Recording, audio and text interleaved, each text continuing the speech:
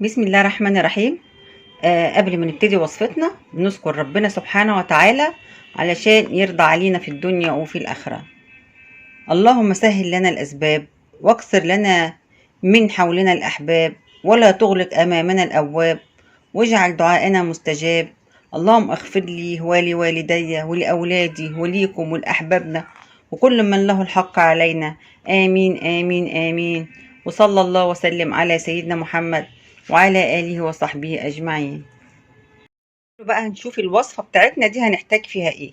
أول حاجة لحمة هتجيبوها من عند الجزار، اللي هي لحمة بفتيك، بس تكون متقطعة شرايح كبيرة كده ومش متقطعة، يعني تكون سليمة علشان احنا هنحتاجها مش متقطعة.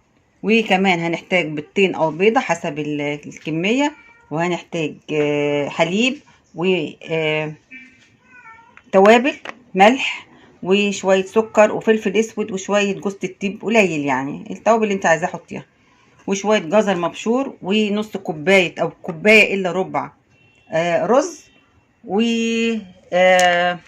بقسماط ناعم اهو، بقسماط ناعم، ودقيق، دي علبة الدقيق هتقع، ودقيق، وكمان بسله. بصوا البسله دي يا جماعه انا كنت جايباها غاليه جدا، فدلوقتي موسم البسله، هاتوا بسله وفرزوها، ارخص لكم كتير من البسله اللي هي متفرزه، لانها غاليه فعلا. مش عايزه اقول لكم دول 400 جرام بكام، فعشان التوفير ونوفر كلنا هجيب بسله وافرزها. تعالوا بقى ايه نبتدي نشوف هنعمل ايه. اول حاجه هناخد التوابل دي وهرشها على اللحمه اللي هي البفتيك وهقلبها، وهنعمل الرز.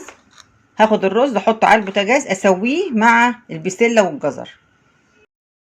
انا حطيت بقى البسله الاول استوت. لو هي بسله مش مفرزه بتسويها الاول، لو هي مفرزه بتبقى هي مفرزه، لما تكون مفرزه بتبقى نص سوا، بتحطيها على طول مع الرز. مش مفرزه بتسويها الاول. فانا حطيت الرز والبسله اهو والجزر مع بعض، هقلبهم بقى كده، وحطيت معاها السمنه، او انت عايز تحطي الماده الدهنيه بتاعتك وتقلبيهم وتحطي حيائها وتوطي عليها واحطها على الشياطه لحد لما تستوي. دلوقتي بقى الرز استوى اهو. هجيب الاول اعمل ايه، هجيب الاول البيض. بسم الله الرحمن الرحيم.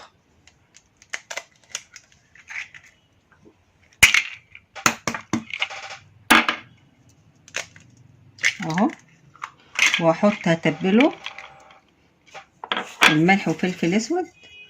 تتبيله انت عايزه تحطي اكتر حاجات اكتر حطي، مفيش مشاكل، احنا مش خسرانين حاجه. عايزه تحطي حطي مش عايزه خلاص. اهو كده. المفروض كنت حطيت بيضه واحده علشان خاطر هحط حليب ممكن يفيد البيض، مش مشكله، ده نسيت. بس انتوا بقى ايه، حطوا بيضايه وعليها الحليب، لو احتجتوا بيض تاني زودوا عشان ما ينفش ويترمي. احط بقى عليها الحليب كده اهو، وتتبل اهو. نجيب بقى الايه، نشيل بقى الحاجه دي كده اهو.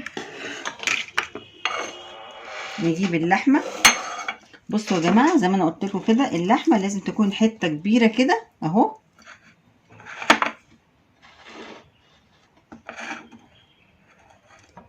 كبيره كده، هي زي دي كده اهو، مش مقطوعه.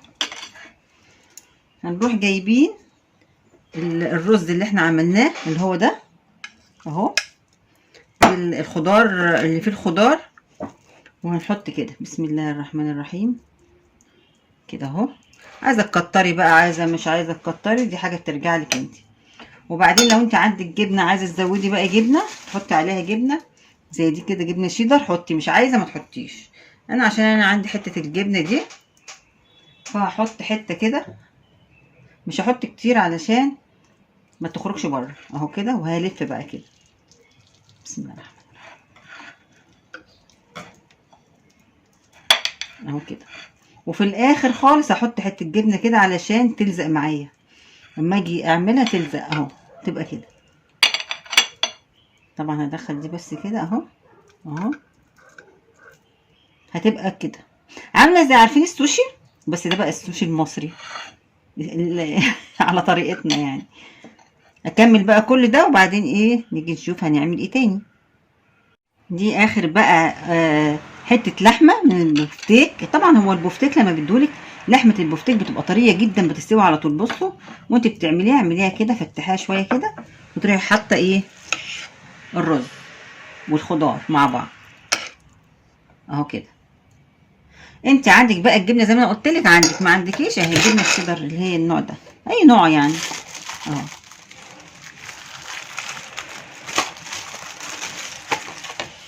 اللي هو ده انا ليه بحطها عشان تدي طعم حلو. اه بروح واخده منها حته كده، مش هاخد منها كتير يعني، هي حته كده اهو، وبحطها كده في وسطها، وبروح لما بقى تاني اهو كده.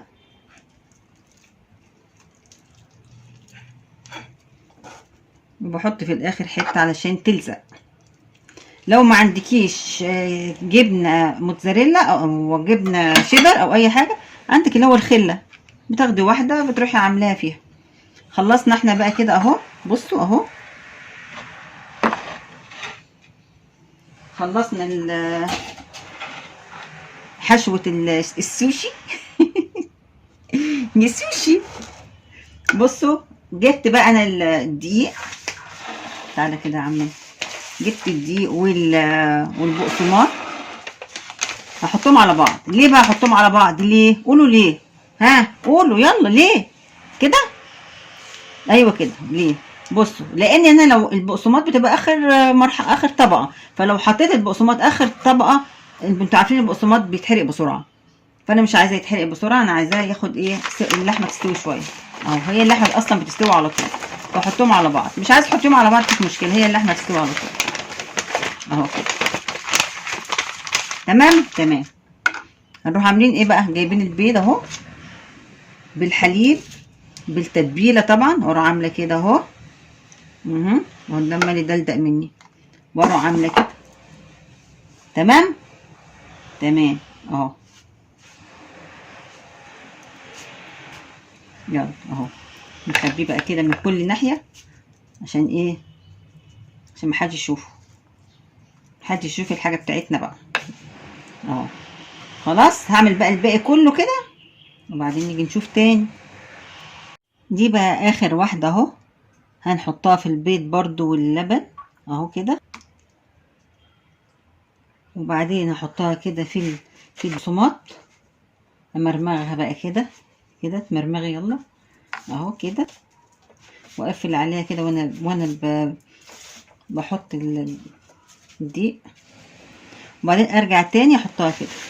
شايفين البيضتين فاض منهم كتير اهو، ممكن تعملي بيضه واحده، ولو احتجتي تاني يبقى حطي اهو. تعمليها كده اهو،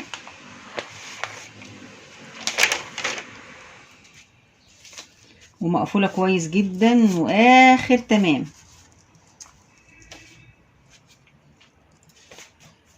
اهو. بصوا اهي.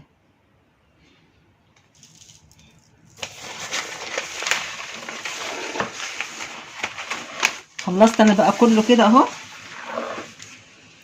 وحطيت شويه دقيق وبقسماط في الطبق كده، ورصيت عليه الايه السوشي بتاعنا اهو. بصوا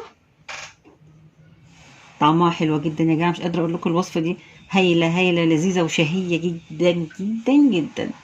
انت ممكن تعملي ربع كيلو، ممكن تعملي نص، اللي يعجبك يعني، في امكانك ان انت تعمليه.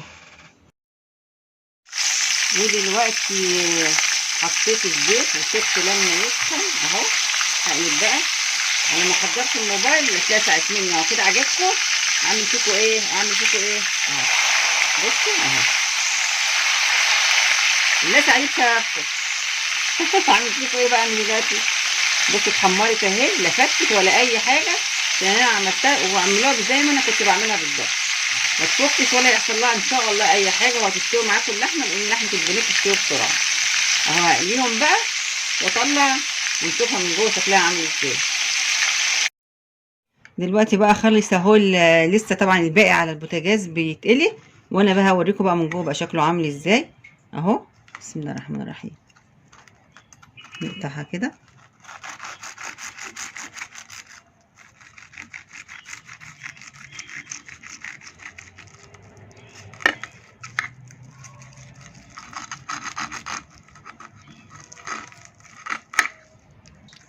شايفين اللحمه قطعت بسهوله ازاي؟ اهو بصوا من جوه شكلها عامل ازاي اهي. اهو بصوا، لا فكت ولا اي حاجه. اهو بصوا الحشوه، والحشوه عامله طبق ازاي من بره. وده معاها انا عامله بقى الكولسلو ده. بقى عايزه اقول لكم ده كولسلو انا عاملاه ومخزناه، وطالع يعني في منتهى الجمال. طالع زي ما هو. بصوا اهو، انا هدوق لكم. بسم الله الرحمن الرحيم. والله في منتهى الجمال. اصل انا مش اول مره اعمل الكولسلو واخزنه، فانا عارفه ان هو بيطلع زي ما هو ولا كانه متخزن. شايفين عامل ازاي؟ والطريقه عندكم، والوصفه اهي طالعه جميله جدا اهو. يا رب تعجبكم الوصفه. وما تنسوش ما تعملوش لايكات ولا اشتراكات ولا اي ولا مشاهدات. بصوا دي بقيت الوصفه بتاعتنا. فيها شبه من السبرينج رول، فيها شبه من الكوردون بلو. هعمل لكم وصفه برضو للكوردون بلو حلو قوي. هي دي شبيهه بيها بس شبيهه على خفيف مش قوي يعني. بصوا طعمها حلو جدا. بسم الله الرحمن الرحيم. اهو اهو شايفين سخن قوي اهي، ومش شاربه زيت ولا اي حاجه. طعمها تحفه، جربوها هتعجبكم جدا. يلا اقعدوا بالعافيه.